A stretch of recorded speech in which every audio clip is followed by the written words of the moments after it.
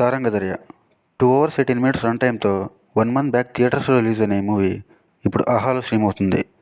ఇక ఈ మూవీ చూసిన తర్వాత నాకైతే పర్లేదనిపించిందండి. అది కూడా సెకండ్ హాఫ్లో వచ్చే మెయిన్ పాయింట్ కోసం. ఇంటర్వెల్ ట్విస్ట్ బాగుంటుంది. ఆ ట్విస్ట్ ఏంటి అన్నది నేను రివీల్ చేయను.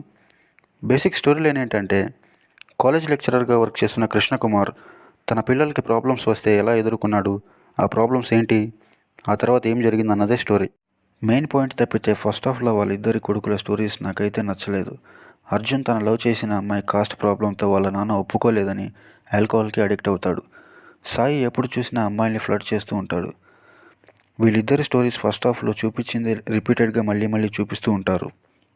మెయిన్ స్టోరీ తప్పితే ఫస్ట్ హాఫ్లో వాళ్ళిద్దరి కొడుకుల స్టోరీ నార్మల్గానే ఉంటాయి. వాళ్ళ నాన్న వాళ్ళ పిల్లలకి సపోర్ట్ చేసే సీన్స్, ఇంటర్వెల్ ట్విస్ట్, సెకండ్ హాఫ్లో 4 years 11 years అంటూ చూపించే ఫ్లాష్ బ్యాక్ సీన్స్, క్లైమాక్స్ ఇవన్నీ బాగుంటాయి. యాక్టింగ్ విషయానికి వస్తే ఫాదర్లో రాజా రవీంద్ర గారు, మోహిత్ గారు బాగా చేశారు. మిగతా క్యారెక్టర్స్ డీసెంట్గానే ఉన్నాయి. బ్యాక్గ్రౌండ్ మ్యూజిక్ ఏమంతగా ఏం లేదు. సాంగ్స్ 2 songs బాగున్నాయి. సినిమాటోగ్రఫీ కొన్ని సాంగ్స్లో తప్పితే మిగతా చోట్ల డీసెంట్గానే ఉంది. ఫ్యామిలీతో కలిసి చూడొచ్చా అంటే సెకండ్ హాఫ్లో లిప్ లాక్ అండ్ క్లైమాక్స్లో బ్లర్ సీన్ ఉంటుంది. ఇక ఈ మూవీకి నేను ఇచ్చే రేటింగ్ 2.5 out of 5. రివ్యూ నచ్చితే సబ్స్క్రైబ్ చేసుకోండి. Thank you.